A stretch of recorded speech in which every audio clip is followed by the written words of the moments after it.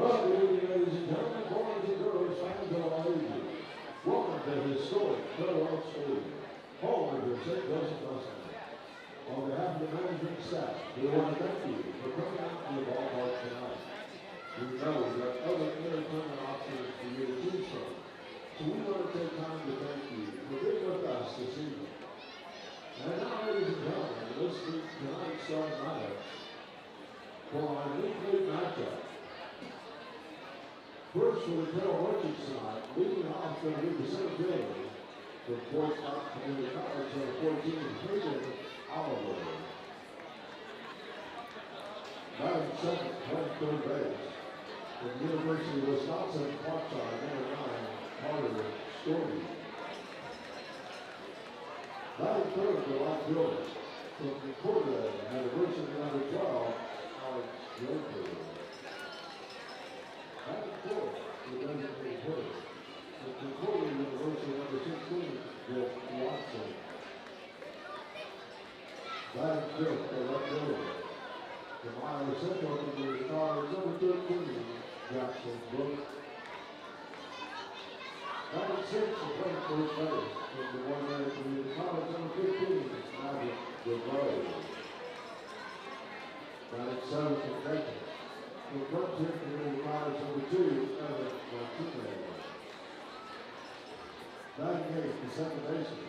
From Dartmouth University, number 18, Grayson Terry. Welcome here. We're back inside Phil Welch on Saturday night. Is a hot but beautiful night for baseball as the Mustangs prepare for the final regular season matchup between Carroll and St. Joe. The lineups for both teams looking awfully different tonight, Tyler.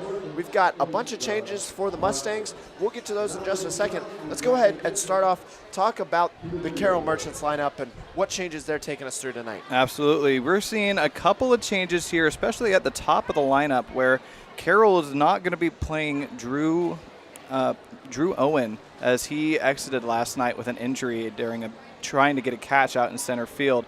But instead, it's leading off will be number 14, Hayden Oliver, playing center field in place of Drew Owen. Carter Storty is going to be moving up to second in the lineup. He'll be playing third base. Alex Draper batting third will be playing right, and Jake Watson will be designated hitting tonight. Jackson Book coming in, play left field, batting fifth, followed by Maverick DeVoe, who will be playing first base once again, and Evan Martinez taking the place of Braden Olson, who hit a big home run last night at the catching spot. In the 8-hole, Grayson Kay will be playing second base. And wrapping it up, Austin Gabrielson at shortstop in the 9-hole. And number 17, Brandon Billings on the mound tonight for the Merchants, playing his 7th time this season. Last night, the Carroll Merchants had an excellent game. They were trailing the Mustangs for the majority of the first half. And in the later back half of the game, after the Mustangs put up 6 runs in the 4th inning, I mean, it was an unbelievable inning from them. They had a great game, and then it all kind of just fell apart from there as they didn't score a run past the 4th inning. So pitching was just excellent for the Merchants last night, and their run production and offense really were able to kick it off. But we're going to step aside for just a second, let the national anthem go through, as well as introduce the Mustangs lineup. When we come back, we'll talk Mustangs lineup and what we can expect from them tonight, taking on the number 1 seeded Carroll Merchants. We'll be right back after this.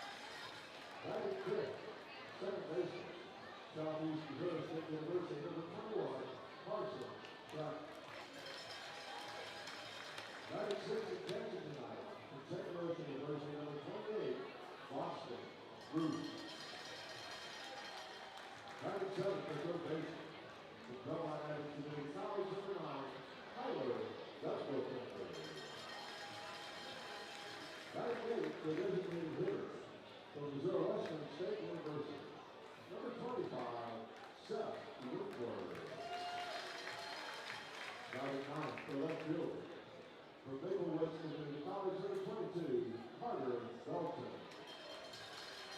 On out tonight, for your St. Joseph Mustangs, from Beyond University, number 17, Haru Takikawa. Manager Mustangs is John Ford. Assistant coaches, Josh Jarrett, Alvin Ronda, and Randy Frankie. Now, ladies and gentlemen, we ask that you please rise if you are able. Remove cover, place your hand over your heart, and direct your attention to the field for a singing of our national anthem. Tonight, please welcome Monica Go. Oh, see, can you see by the dawn's early light what so proudly we hailed at the twilight's last gleaming, whose broad stripes and bright stars through the perilous fight o'er the ramparts we watched were so gallantly streaming, and the rockets red glare, the monsters steed in air, gave proof through the night that our flag was still there.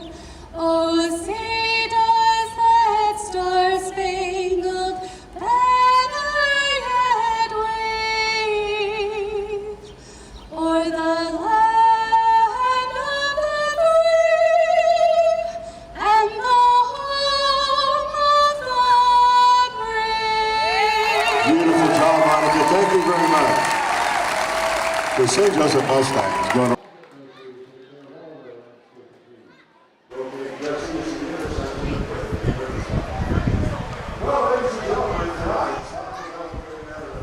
We're back inside Philwell Stadium here. Saturday night baseball. It's going to be a great one as St. Joe prepares for their last final regular season matchup with the Carroll Merchants. We're going to, just as soon as we get back, we're going to step aside for just a second. We need to figure out some technical issues with microphones and things like that. We're talking about prepared to take them out. We'll be right back there in a second.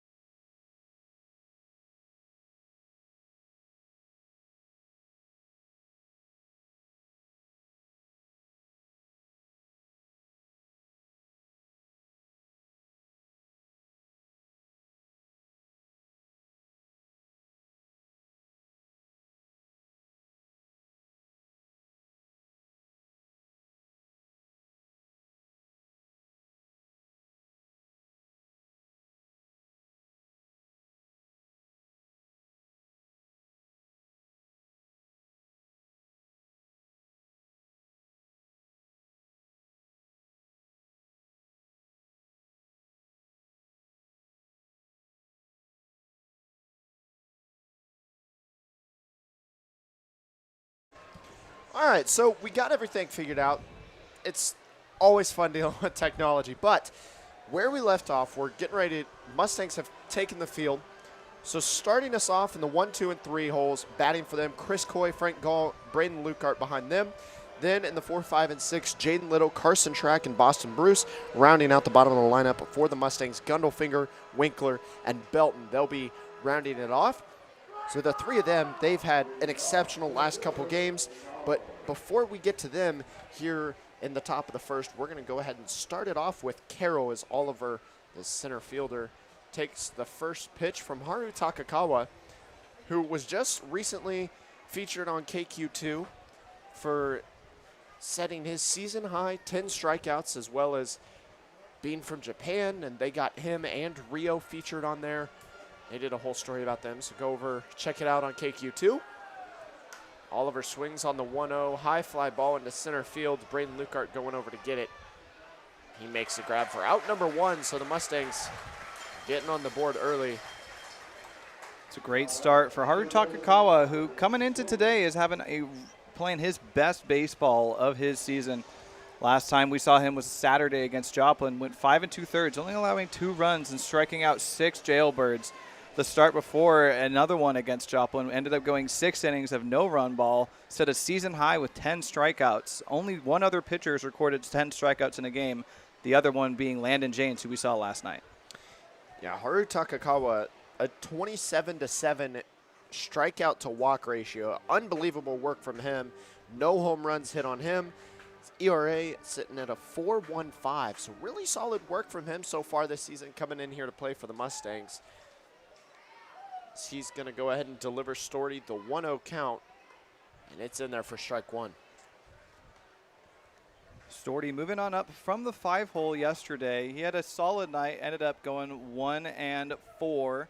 Also had a walk and never made it past third base as he chops that one shortly down the third base line. The throw over to first is sidearmed by Takakawa, and it goes over towards the Mustangs dugout. Storty's not going to move, and he's going to stay at first on the infield hit.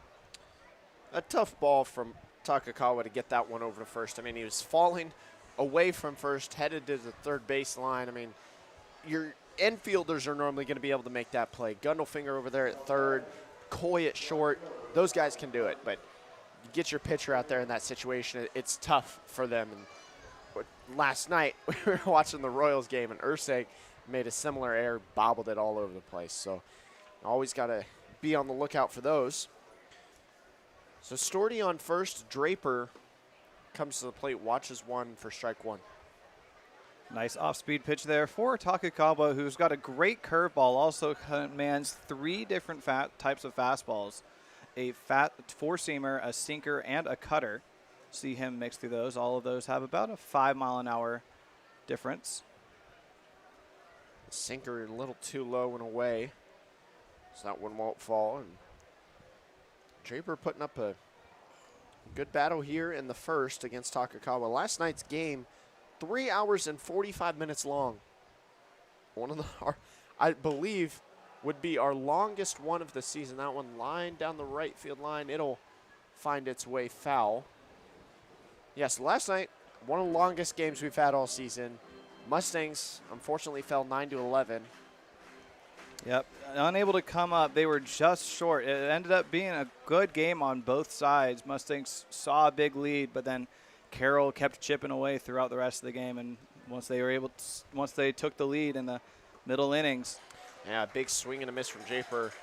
Haru Takakawa gets his first K of the evening. That'll bring up the designated hitter, Watson, to the plate with Storty on first. But yeah, last night, about, I believe it was the 7th inning, the 6th or 7th inning, the Carroll Merchants had a beautiful home run over the wall. It was a 2-run home run by DeVoe, and they were able to take the lead 8-7 instead of 7-6 is what it would have been. That one skied high towards left field. Back at the wall is Belton, and it finds its way out of the park. A towering home run by Watson to get us started here in St. Joe. The Merchants go up 2-0.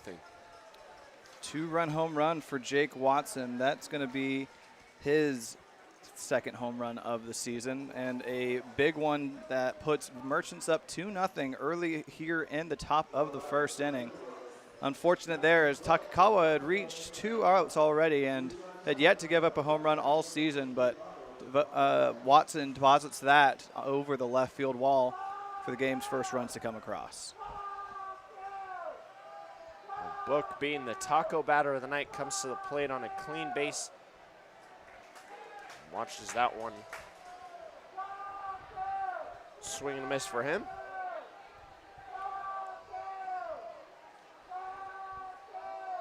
So that's the first home run hit off of Takakawa this season, and it's a tough team to get by in terms of not having a home run hit.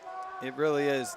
Carroll coming into today having a whole bunch of home runs and a lot of their players hitting several. Drew Owen leads the team with 5. Martin Smith and Luthen also coming in with 3, but There's a swing and a miss to get out number 3, and another strikeout for Takakawa here in the top of the first. Good way to end the inning. 2 runs come across on 1 hit. I mean, it's unfortunate, but there's a lot of baseball left to play, and it's just a blip on the radar for Haru Takakawa. He gets 2 Ks to end the top of the first. We're headed into the home half where Chris Coy, Frank Gall, and Braden Lucart do up. We'll be right back after this.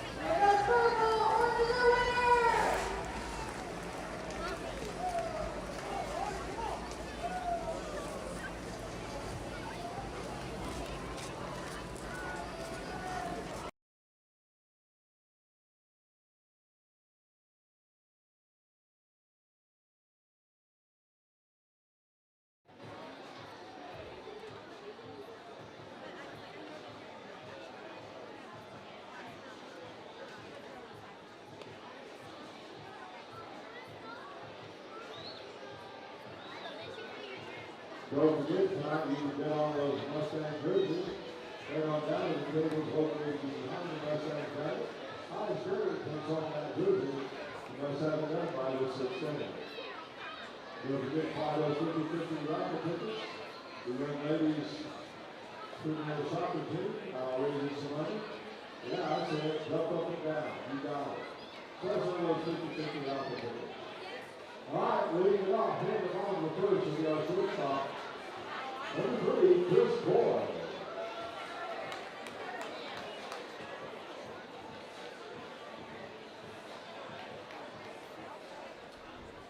Billings on the mound for the Carroll Merchants here in the bottom of the first.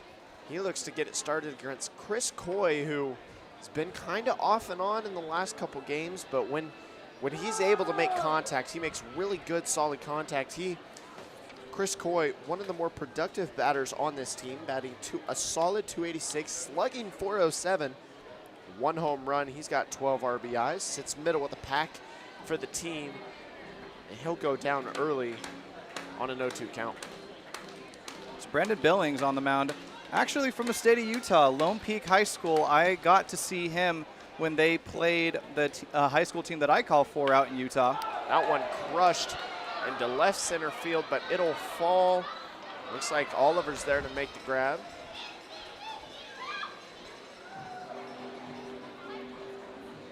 So Billings coming into today a 5.4 ERA and 21 2/3 innings pitched. He's playing in his 8th time this year, a 6th start, 3-2 record, allowing 23 runs to come across, but only 13 of those coming earned. He's had to work with a bit of a spotchy defense behind him. We'll see how he's able to do today. Frank Gall watches one in for strike 1. So Frank Gall had a towering 3-run home run in the bottom of the 4th that started off the Mustangs' 6-run inning, but they were unable to hold on yesterday evening, but he's up 1-1 in the count. And Oliver out there in center field replacing Drew Owen, who collapsed hard into the wall yesterday chasing down a fly ball, hurt his shoulder. He exited yesterday's game late. Hopefully he's okay as Oliver takes his place. The outfield looks to be shifting a little right. Frank Gall, a left-handed batter, down on a 1-2 count. Takes the 1-2, a chopper up the right field line, foul ball. Want to give a quick shout out to Aiden Symington. He's over in the press box tonight, and he's taken over the soundboard officially. And before the game, we were joking with him. I mean, we've got all sorts of fun new sounds we'll be experiencing tonight. Hopefully you all will be able to tune in and hear that on our stream. Yeah, I'm excited to hear what Aiden has to put out for us. He's been such a fun person behind the scenes here for Mustangs this season. He's been working over mostly in the front office with his brother also working in the press box, Ryler, who gets to come on the stream every now and then. 2-2 lined into center, all over there to make the grab as Gall was working his way back from a 2-2 count, but he'll fly out to center, and the Mustangs in danger of going 1-2-3 here in the bottom of the first. But yes, both the Simonton brothers doing great work here for the Mustangs. Love having them around.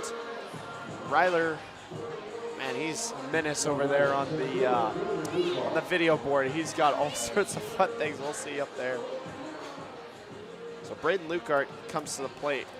He got intentionally walked. The first Mustangs batter we've seen here at home get intentionally walked. He's dangerous for the Mustangs. He's batting just over 400 and sitting at 404. 4 home runs from him. A lot of those been on the road. I don't believe he's only homered a time or two here at Phil Welch. He watches one in there for strike one. Lukart, only one of his 3 home runs here at the Phil. The other 2 hit on the road. It was a 2 home run game last Monday against Chillicothe.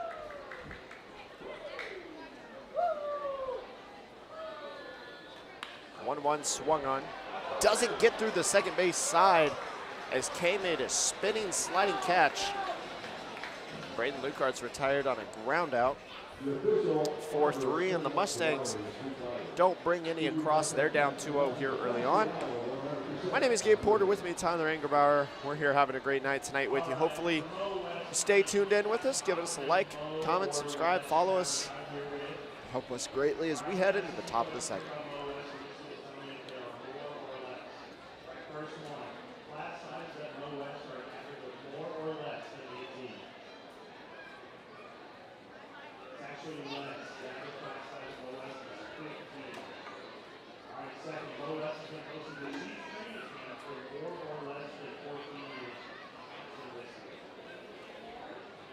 Correct. This will be your 16th of the Chiefs beat like this year is Low West.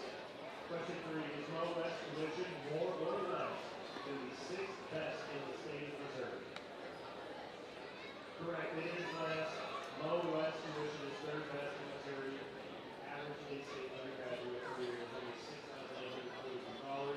The Mustangs have 4 or more or less off staff and players who are also very good.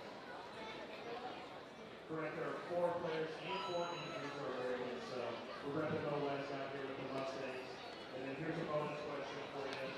Low West offers more or less than 120 years.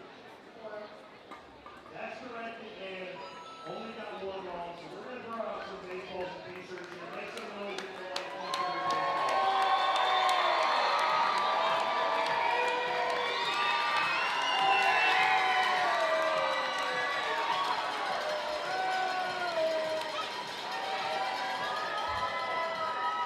Well, we're going to go on to the top of the second, first baseman now that you vote.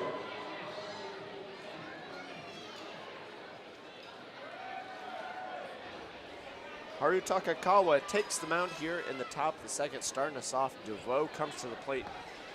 He had a home run in yesterday's game to bring the Merchants over the Mustangs 8-7 in the middle innings of last night's game.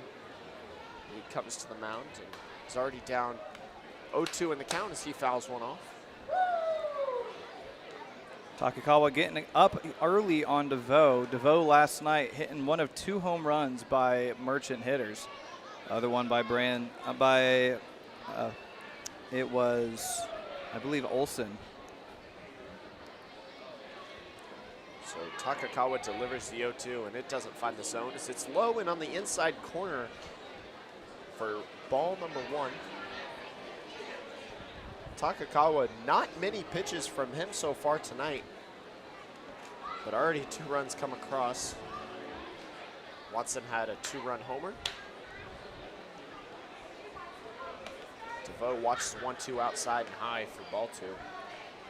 Takakawa only needed 13 pitches to end the top of the first, but currently right now sitting at 17 after that pitch to DeVoe. He's working his way with some good early counts, but these Merchant hitters have been aggressive early on.